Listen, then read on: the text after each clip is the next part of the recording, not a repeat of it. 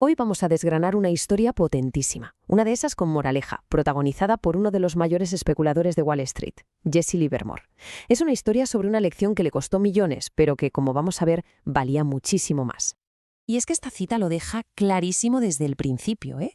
Esto no va de tácticas de mercado ni de estrategias complejas, no. Va sobre la psicología, sobre esas debilidades humanas que pueden tirar por tierra hasta el genio más brillante. Para entenderlo todo, tenemos que irnos al peor momento de la vida de Jesse Livermore. Estaba completamente hundido, arruinado económicamente, destrozado psicológicamente y, lo peor de todo, había perdido por completo la confianza en sí mismo. Ya no sabía ni cómo operar. Y ojo, que no es que estuviera a cero, no, la cosa era mucho peor. Tenía una deuda de más de $100.000 con varios brokers.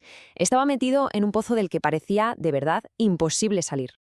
Pero, como él mismo decía, el dinero nunca fue lo que más le quitó el sueño.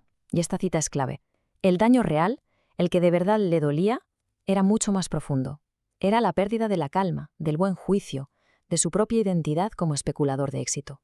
Eso era lo que lo estaba matando por dentro.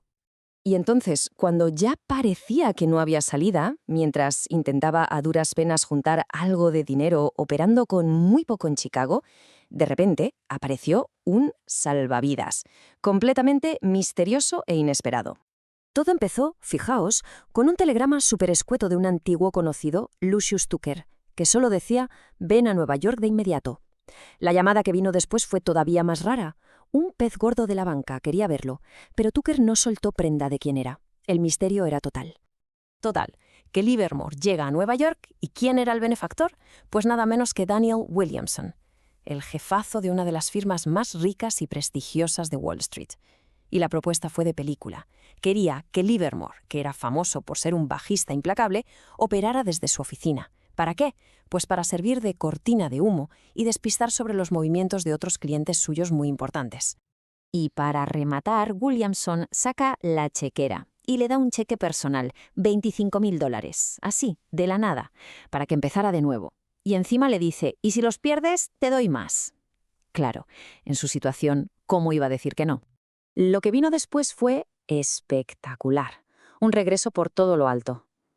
Pero, y aquí viene la gran ironía, ese mismo éxito lo metió de cabeza en una trampa psicológica. Unas esposas de oro, sí, pero unas forjadas por su propio e inmenso sentimiento de gratitud.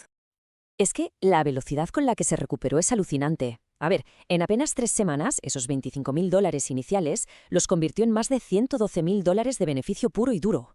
Una rentabilidad semanal de más del 150%.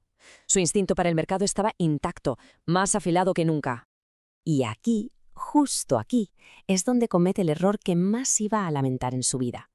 Livermore, que se siente en deuda, intenta devolverle el préstamo, pero Williamson, muy amablemente, le dice que no, que tranquilo, que ya habrá tiempo.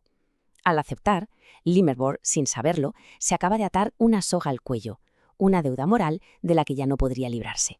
Y claro, esa sensación de deuda no tarda en chocar de frente con su instinto.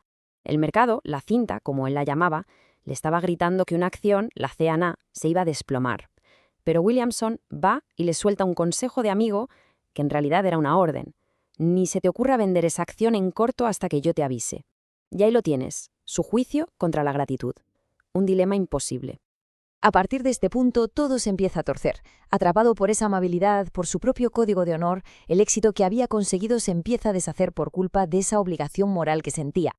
Y lo que pasa es que entra en un bucle totalmente destructivo. Primero, Livermore perdía todos sus beneficios y se endeudaba hasta las cejas. Acto seguido, Williamson aparecía y misteriosamente le limpiaba la deuda. Después le aconsejaba meterse en otra operación y vuelta a empezar el ciclo. Estaba con las manos atadas, incapaz de seguir sus propias convicciones, que además eran las correctas. Pero el coste real no era el dinero. Eso le daba más o menos igual. Lo que de verdad le estaba atormentando era ver cómo se le escapaba entre los dedos una oportunidad de mercado histórica, una de esas que solo aparecen unas pocas veces en la vida. Y él no podía hacer absolutamente nada. Y por fin lo entendió. Todas las piezas encajaron. Estaba siendo utilizado. El concepto de cortina de humo se volvió dolorosamente claro. Estaban usando su reputación de gran operador bajista para esconder lo que estaba haciendo otro pez mucho, pero mucho más gordo. Y este es el clímax de la historia. El momento en el que Livermore se da cuenta de la escala real de la manipulación y aprende, por las malas, una de las lecciones más valiosas de toda su carrera. La verdadera razón era puro negocio, fría y calculadora. Resulta que el cuñado de Williamson, un magnate, estaba terminalmente enfermo. Tenían que liquidar su gigantesca cartera de acciones justo cuando empezaba un mercado bajista. Y claro, ¿quién era la mayor amenaza en ese escenario? Jesse Livermore. Para el patrimonio familiar era mucho más barato y más seguro neutralizarlo con amabilidad que luchar contra él en el mercado. Así que el punto crucial de todo esto es que el dinero, al final, va y viene, se puede recuperar. Pero las grandes oportunidades como la que él tenía delante, esas no vuelven. Perder una de ellas es una herida que te queda para siempre. Y esto nos lleva a la conclusión final de Livermore, la lección que le costó millones pero que le salvó el resto de su carrera. Los negocios son siempre negocios, y su único deber como especulador era respaldar su propio juicio, siempre, sin sentimentalismos, sin obligaciones externas. Y esta historia, al final, nos deja con una pregunta. Ocurrió hace un siglo en Wall Street, sí, pero la lección es completamente atemporal. ¿En qué momentos un sentimiento de obligación o de gratitud puede llegar a nublar el juicio profesional? Es una reflexión que, como bien aprendió Livermore, puede valer millones.